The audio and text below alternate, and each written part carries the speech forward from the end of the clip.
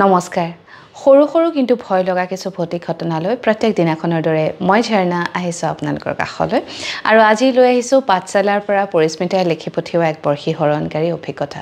এই অভিজ্ঞতা আপোনালোকৰ আগত ব্যক্ত কৰাৰ আগতে অনুৰোধ কৰিছোঁ যদিহে আপুনি মোৰ ইউটিউব চেনেলটো এতিয়া সাবস্ক্ৰাইব কৰা নাই যদি বেয়া নাপায় সাবস্ক্ৰাইব কৰি থব ইনষ্টাগ্ৰামত থকা একাউণ্টটো ফলো কৰিবলৈ নাপাহৰিব আৰু ফেচবুকৰ পেজখনো যদি এতিয়ালৈকে ফলো কৰা নাই তাকো কৰি থব যাতে মোৰ ভিডিঅ'বোৰ অহাৰ লগে লগে আপোনালোকে এটা নটিফিকেশ্যন পায়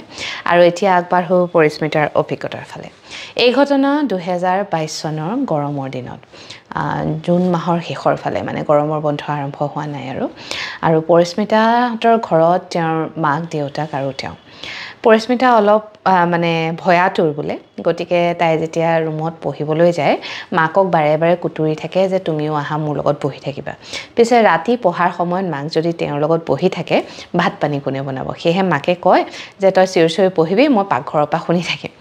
আৰু যিদিনাখনৰ কথা লিখিছে সেইদিনাখনো মাকে গধূলি ধূপ ধুনা জ্বলাই তাইৰ ৰুমতো ধুনা ঘূৰালে আৰু তাইৰ ৰুমত থকা খিৰিকীখন খুলি থৈ গ'ল পৰিস্মিতাৰ টেবুলখনৰ পিছফালে খিৰিকীখন আছে মানে তেওঁৰ টেবুলখন ৱালৰ ফালে মূৰ কৰা আৰু পিছফাললৈ মানে খিৰিকীখন আছে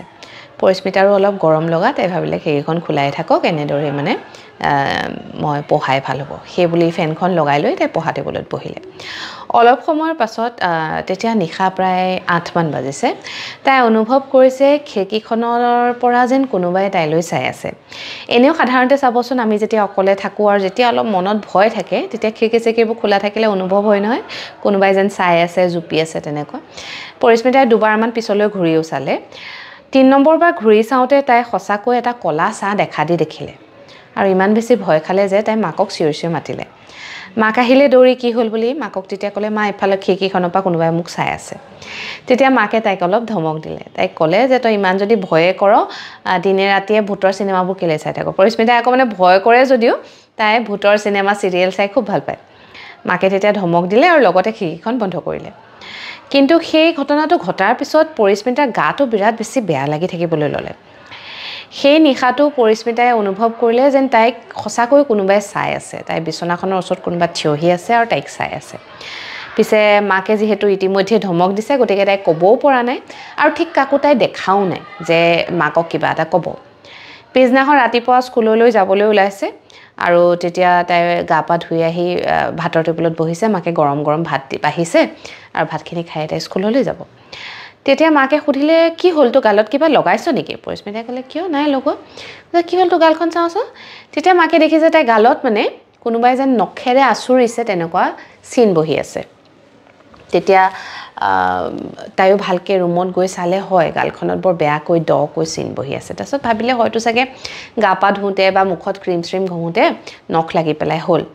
পিছে তাই জানে যে তাই নখ লাগা নাই তথাপিতো মানে একো প্ৰমাণ নাই যে বেলেগ কোনোবাই কিবা কৰিছে ইনফেক্ট স্কুললৈ যোৱাৰ পিছতো প্ৰত্যেকজন শিক্ষকে সেইদিনাখন তাইক স্কুলত সুধিছে যে কি হ'ল গালত কেনেকৈ দুখ পালা তাই তেতিয়া ক'লে গা ধুওঁতে দুখ পালোঁ কিন্তু তাই গা ধুওঁতে আচলতে দুখ পোৱা নাছিলে তাৰপিছত 2 দিন তেনেকৈ গ'ল সদায় তাই অনুভৱ কৰে যেন তাইৰ লগত কোনোবা আছে কোনোবাই তাইক চাই আছে বা কিবা তেনেকুৱা আৰু তেতিয়াই পৰিস্মিতাহঁতৰ স্কুলৰ গৰম বন্ধ আৰম্ভ হ'ল এদিন তাই ঘৰত আছে প্ৰায় দুপৰীয়া 12 মান বজাত গৰমৰ দিন বাৰু কিন্তু মানে তাই এনেকুৱাকৈ ঘামিছে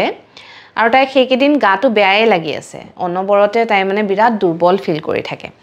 আৰু সেইদিনাখন ইমান বেছি ঘামিছে মানে গাৰ পৰা একদম টুপটুপকৈ মানে ঘাম পৰিছে তেতিয়া মাকে ইতিমধ্যে তাই আকৌ গা ধুইও আহিছে দেই মাকে তেতিয়া ক'লে ইমান ঘামিছ তই যা আকৌ এবাৰ গাটো ধুই লগে সেই বুলি ক'লত তাই গ'ল গা ধুবলৈ যেতিয়া পানী ঢালিছে গাত তেতিয়া পিঠিখন তাই বিৰাট চেকচেকাইছে মানে অদ্ভুত ধৰণে মানে চেকচেকাইছে তাই তেতিয়া মানে বাথৰুমত থকা আইনাখনত তাই পিঠিখন চাইছে পিঠিখনত মানে সাংঘাতিককে বহু কেইটা নখেৰে যেন কোনোবাই তাইক আকুহি থৈছে তেনেকুৱা তাই অনুভৱ কৰিছে আৰু তেতিয়া তাই লগে লগে চাওঁতে অনুভৱ কৰিছে তাই বাহুটোতো মানে যেন কোনোবাই বিৰাট জোৰত হেঁচা মাৰি ধৰিছে আৰু তেতিয়াও তাইক আকুহি আছে একদম ৰঙা চিন বহি গৈছে ছোৱালীজনী পিঠিখনত তাই লগালগ মাকক মাতিও দেখুৱালে মাকে দেখিও মানে অবাক কি হৈছে এইটো তাৰপিছত